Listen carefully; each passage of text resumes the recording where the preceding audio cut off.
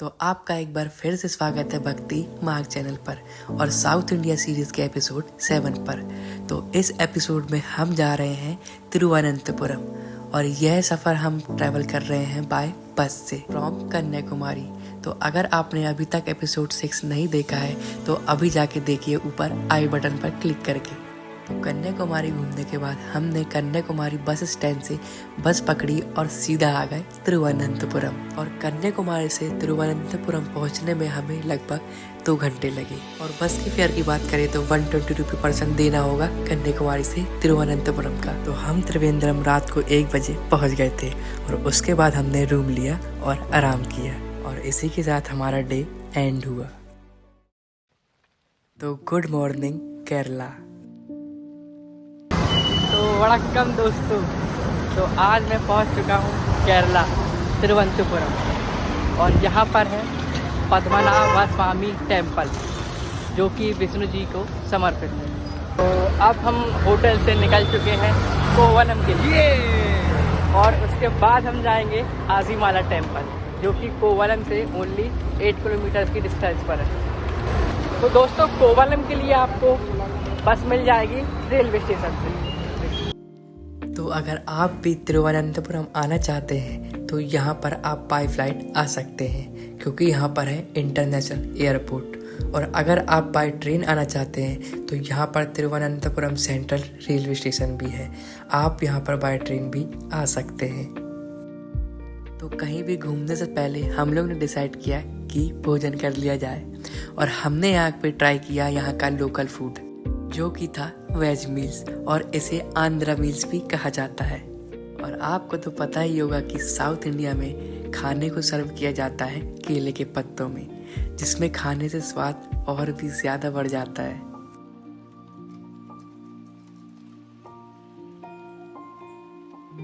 दोस्तों, इस वक्त हम यहाँ जो खा रहे हैं खाना, ये यहाँ का त्रिवेंद्रम का वेज मील्स है।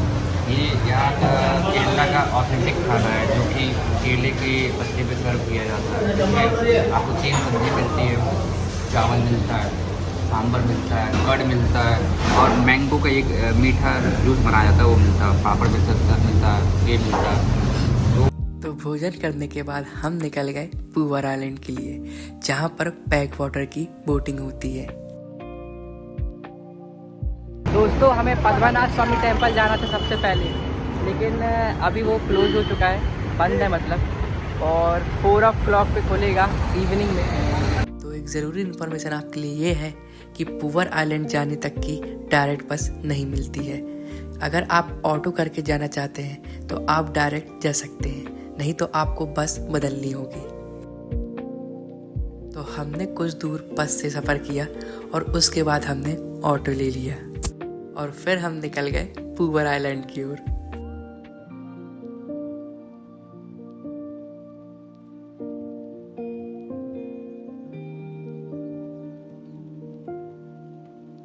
केरला में आपको हर जगह कोकोनट ट्रीज दिखाई देंगे और लगभग पूरे साउथ इंडिया में आपको कोकोनट ट्रीज ही दिखाई देते हैं।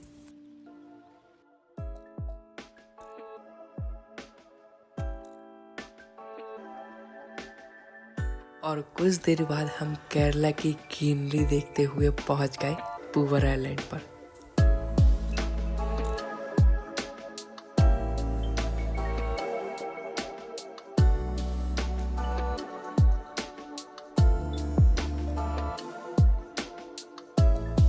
दोस्तों, अभी हम पहुंच चुके हैं पूवर आइलैंड में और यहाँ पर बैक वाटर बोटिंग कराई जाती है जिसके रेट हैं 350। हाँ, बहुत ज़्यादा हाई है, लेकिन ये अभी ऑफ सीजन चल रहा है। यहाँ पर है 4 पर्सन का 5000, 2 पर्सन का 3500।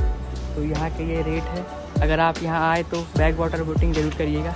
और यहाँ पर बिल्कुल जैसे एनाकोंडा फिल्म देखी होगी आपने, उसमें बीच में से जाते हैं बैक वाटर में, बिल्कुल वही सीन है यहाँ पर।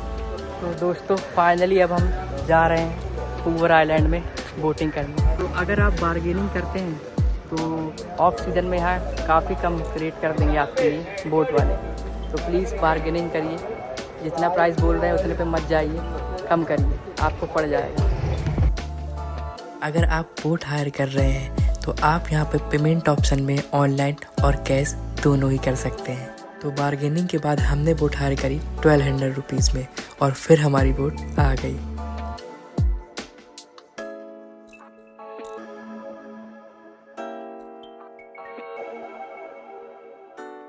और बोट में बैठने के बाद हम निकल गए बैक वाटर की बोटिंग के लिए।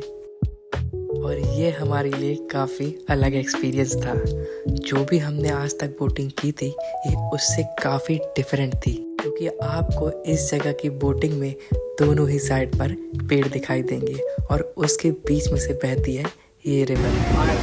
तो दोस्तों अभी मैं पहुंच चुका हूँ पूवर आइलैंड और यहाँ पर होती है बैक वाटर बोटिंग, जिसका आनंद आप वीडियो ले सकते हैं और मैं भी आपको पूरा वीडियो दिखाऊंगा।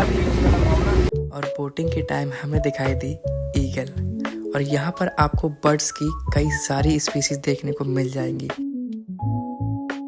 तो पूवर आइलैंड की एक यूनिक बात यह है कि आपको यहाँ पर floating restaurant and home stay देखने को मिल जाएंगे।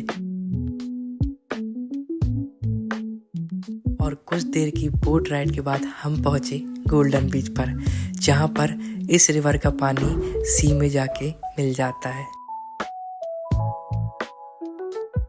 गोल्डन बीच में उतरने की एंट्री अभी बंद थी, क्योंकि यहाँ की सी की वेव्स काफी तेज चल रही थी।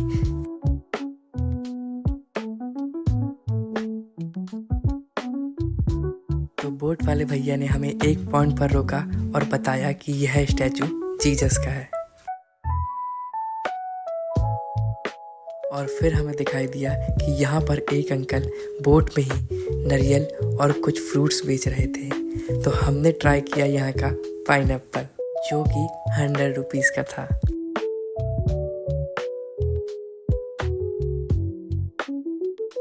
और पाइनएप्पल के मज़े लेने के बाद हम निकल गए वहीं जहाँ से हमने बोटिंग स्टार्ट करी थी।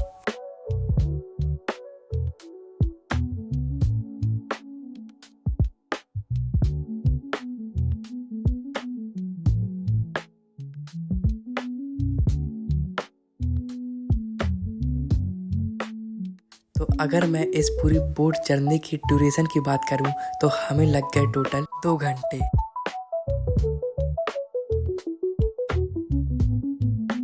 तो कुछ इसी तरह मस्ती मजाक करते हुए हम आ गए वापस अपने इनिशियल पॉइंट पर।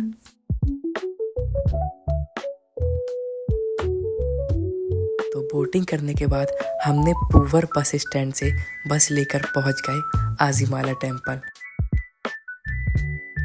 अगर आप भी पूवर घूमने के बाद आजीमाला टेम्पल जाना चाहते हैं तो आपको पूवर बस स्टैंड से बस मिल जाएगी, जिसका फेयर आपको पड़ेगा 18 रुपीज़ पर पर्सन, और आपको वो बस पहुंचा देगी आजीमाला टेम्पल। तो बस आपको ड्रॉप कर देगी आजीमाला टेम्पल से लगभग 1 किलोमीटर पहले, और उसके बाद आपको वहां से वॉक करते हुए जाना होगा। तो जय श्री राम दोस्तों। जय श्री राम। तो अब हम पहुंच चुके हैं आजीमाला टेम्पल के बहुत पास में, लगभग 200 से 300 मीटर बचा होगा। तो हम लोग आए थे बस से, पूवर बस स्टैंड से हम लोग को बस मिल गई थी डायरेक्ट आजीमाला टेम्पल की। तो अगर आप पूवर आइलैंड आए हैं तो आपको वहां से बस मिल जाएगी डायरेक्ट आजीमाला टेम्पल की। तो ये है आजीमाला टेम्पल, और बाहर से देखने में ये कुछ इस प्रकार का दिखाई देता है।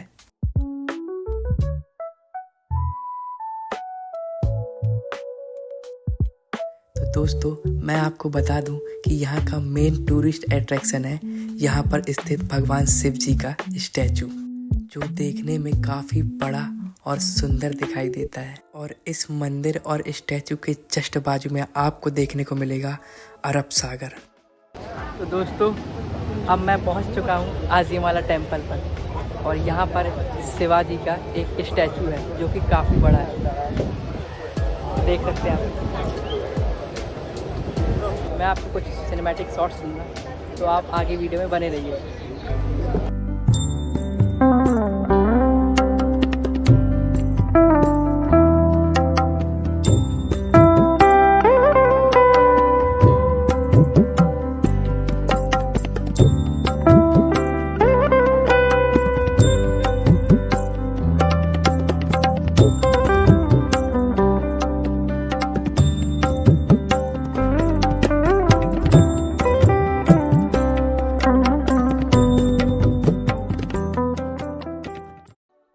अगर आप यहाँ पर अपनी प्राइवेट व्हीकल से आते हैं तो आपको यहाँ पर पार्किंग की काफ़ी अच्छी फैसिलिटी देखने को मिल जाएगी। तो कुछ देर मंदिर परिसर में ही बैठकर हमने ठंडी हवा का लुत्फ लिया और उसके बाद हम आ गए वापस अपने रूम की ओर।